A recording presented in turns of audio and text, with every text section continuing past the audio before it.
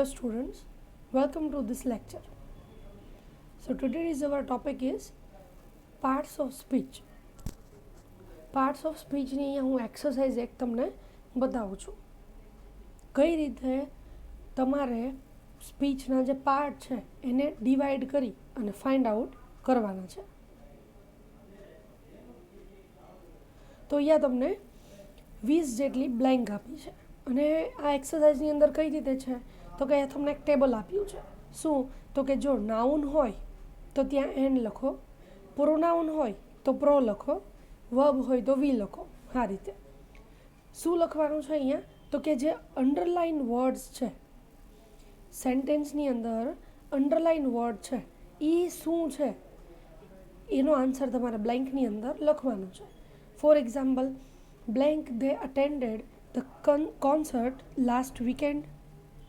તો અહીંયા અટેન્ડેડ છે એ શું છે તો કે વર્બ, અટેન્ડ કરવું, બરોબર, એ ક્રિયા છે એટલે વર્બ. તો અહીંયા બ્લેન્ક્સમાં શું આવશે? વી. એક્ઝામની અંદર તમને આ રીતે પૂછાય કે જે અંડરલાઇન વર્ડ છે એ શું છે તમારા માટે. એવું નહીં થાય કે મલ્ટિપલ અંડરલાઇન્સ હોય અને હોય તો બંનેનો આન્સર સેમ આવે એવું પણ બને, અથવા બે બ્લેન્ક્સ આપી હોય. તો જોઈએ આપણે નેક્સ્ટ. સેવરલ કેટ્સ રેન ઇન્ટુ રોબ્સ ગેરેજ. ઇન્ટુ, હવે આપણને ખબર છે કે દરેકના મિનિંગ ખબર છે. નાઉન એટલે કોઈ નામ, પ્રોનાઉન એટલે કે નાઉનને જગ્યાએ તમે લખી શકો એ પ્રોનાઉન, વર્બ એટલે ક્રિયા થતી હોય એવી, એડજેક્ટિવ એટલે કે નાઉનમાં વધારો થતો હોય, નામમાં વધારો થતો હોય એવા વર્ડ, પ્રિપોઝિશન એટલે કે કોઈ પણ સ્થળ તમને દેખાડે, કંજક્શન એટલે કે બે વાક્યોને અથવા બે શબ્દોને જોડે, ઇન્ટરજેક્શન એટલે કે કોઈ વાતમાં ઉદ્ગારવાળો કોઈ શબ્દ હોય એ, અને એડવર્બ એટલે કે ક્રિયાપદના અર્થમાં વધારો કરતો શબ્દ. બરોબર. હવે અહીંયા ઇન્ટુ છે. શું કહે છે અહીંયા તો કે સેવરલ કેટ્સ રેન ઇન્ટુ રોબ્સ ગેરેજ.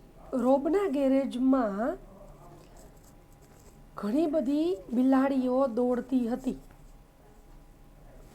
રોબના ગેરેજની અંદર અથવા માં. તો આ જે છે એ શું દેખાડે છે? સ્થળ દેખાડે છે.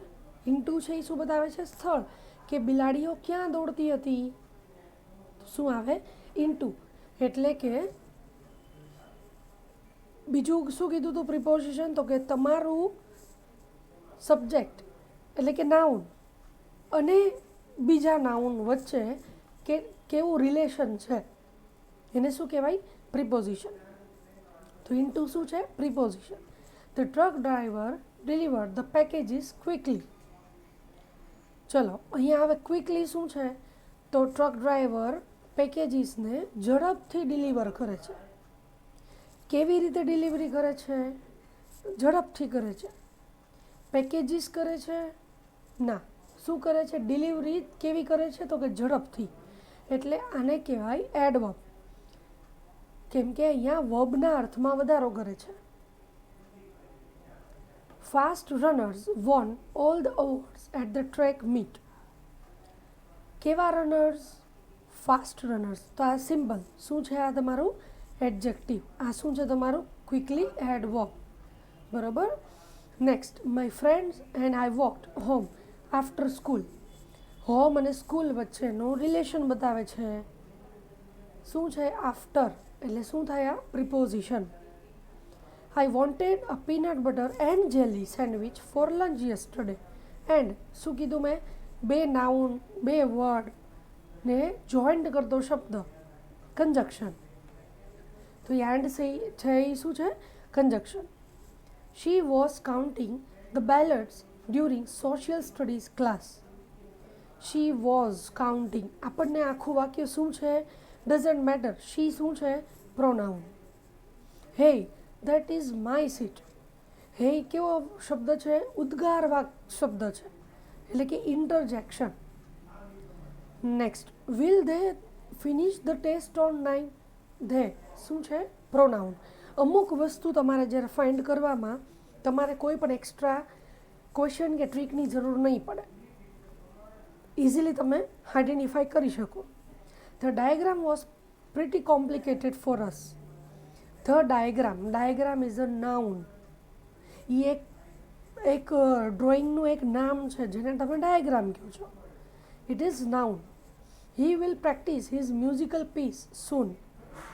તેની મ્યુઝિકલ જે પીસ છે એની પ્રેક્ટિસ પછી કરવાનો છે.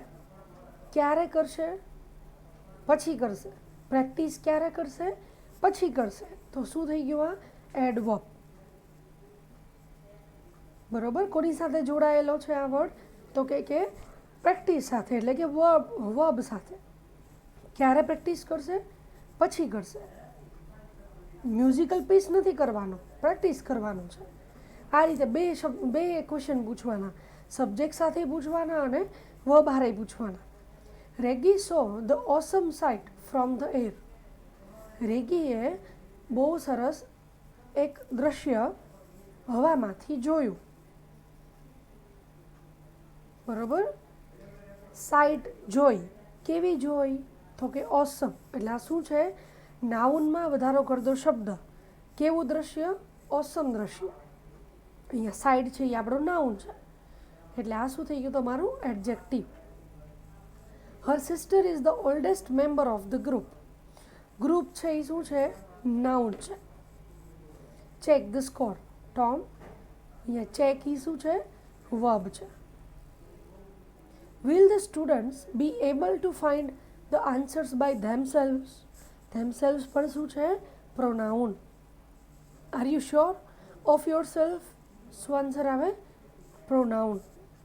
They slowly carried the couch down the stairs. કેવી રીતે કેરી કર્યું? સ્લોલી કેરી કર્યું, એટલે શું આવે? Adverb. Can you see beyond the hills from the top of the tower? Beyond the hills અને ટોપ ઓફ ધ ટાવર બેનું રિલેશનશિપ કેવું છે? તો કે ફ્રોમ. તમે તમે ટાવરના ઉપરથી તમે હિલ જોઈ શકો છો? ફ્રોમ લોકેશન બતાવે છે. શું આવે? Preposition. Hurray, our team has finally scored a touchdown. Hurray શું છે એ? તો કે ઇન્ટરજેક્શન. The troop had been scattered throughout the woods. શું છે આ? નાઉન. બરોબર. આ બીજું છે. જો આની અંદર શું કીધું છે તમને? તો કે તમને ઓલામાં અંડરલાઈન આપી હતી અને આઈડેન્ટિફાય કરવાનું હતું. અહીંયા તમને આપ્યું છે પર્ટિક્યુલર પાર્ટ ઓફ સ્પીચનો એક પાર્ટ, કે આ વાક્યમાંથી પ્રિપોઝિશન ગોતીને લખો. ઓલામાં ગોતેલા હતા તો આઈડેન્ટિફાય કરવાના હતા. આની અંદર તમારે જાતે ફાઇન્ડ કરવાનું છે. જોઈએ. He walked around the corner. Preposition શું કરે છે? કોર્નરની આજુબાજુમાં ચાલતો હતો. તો શું થાય આની અંદર? અરાઉન્ડ છે એ પ્રિપોઝિશન છે. પ્રોનાઉન ફાઇન્ડ કરો. Paul hopes that she will sing with the choir. શું આવે? She. Can Jerry help him with the science project? શું આન્સર આવે પ્રોનાઉનમાં? Him. Have you seen the eraser? આની અંદર નાઉન કોણ છે? ઇરેઝર. કેમ કે એ પર્ટિક્યુલર એક વસ્તુનું નામ છે. The lock was stuck. અહીંયા લોક છે એ શું છે? Noun. She purchased the margarine with him. શું આવે આની અંદર? જો શી છે એ પ્રોનાઉન છે, પરચેસ છે એ તો વર્બ છે, વિથ છે એ શું છે? કંજક્શન છે, હિમ છે એ શું છે? પ્રોનાઉન છે. તો માર્ગરીન છે એ શું છે? નાઉન છે.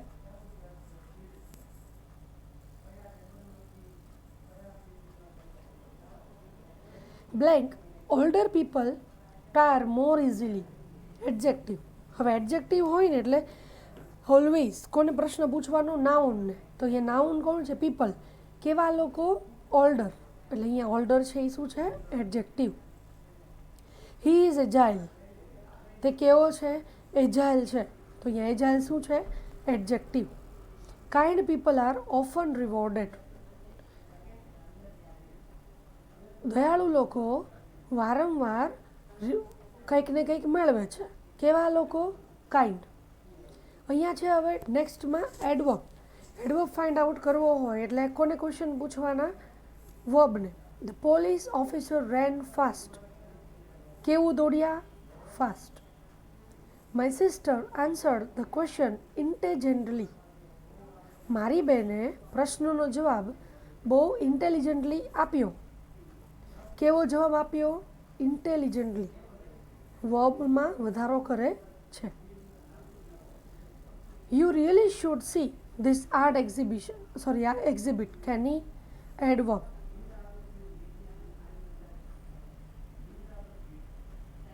You really should see this art.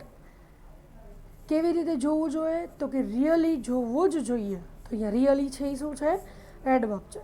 Regi fell by the states. Preposition by. Can you jump over the hurdle? શું અહીંયા આવે? Over. May I sit between you? શું આવે અહીંયા? Preposition between.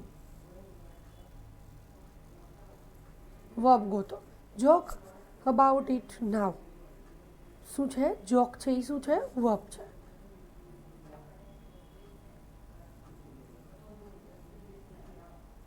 They overchanged me. શું છે? overchanged. Ozzy it up. શું answer આવે એમાં? it up. I cannot go for I have much to do. Conjunction શું છે? for. I like peanuts and potato chips and he wants to buy the house yet he knows it is expensive. Yet. Jeepers, this is a great deal. અહીંયા જીપર છે એ શું છે? ઇન્ટરજેક્શન છે. the sun is so warm. ઇન્ટરજેક્શન શું છે અહીંયા? no, I will never try that. અહીંયા નો છે એ શું છે? ઇન્ટરજેક્શન.